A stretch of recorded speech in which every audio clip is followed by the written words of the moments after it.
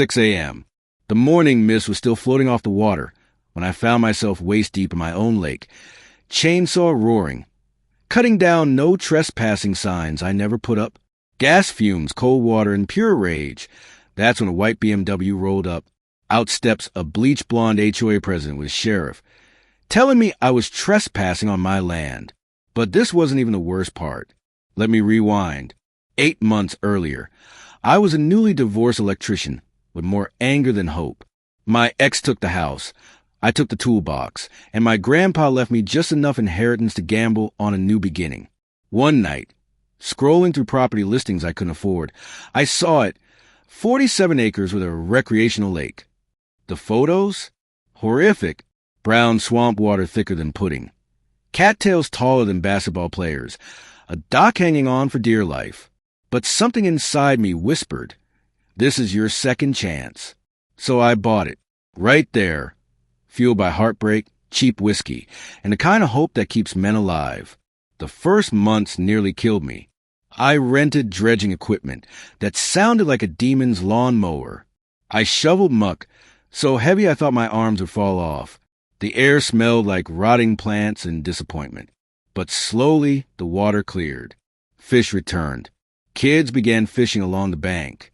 Families asked if their kids could swim. For the first time since the divorce, life felt like it was getting better. Then she came. Brenda, HOA president. Designer sunglasses, attitude sharper than barbed wire. She marched down my driveway like she owned the world. I'm shutting down this illegal water management project, she declared, like she was performing Shakespeare. Then she dropped a citation on my dock. According to her, the entire lake belonged to the HOA, not me. The next 3 days felt like a government invasion. Inspectors from Fish and Wildlife, water quality boards, all from anonymous complaints. My permits were valid, but Brenda didn't care.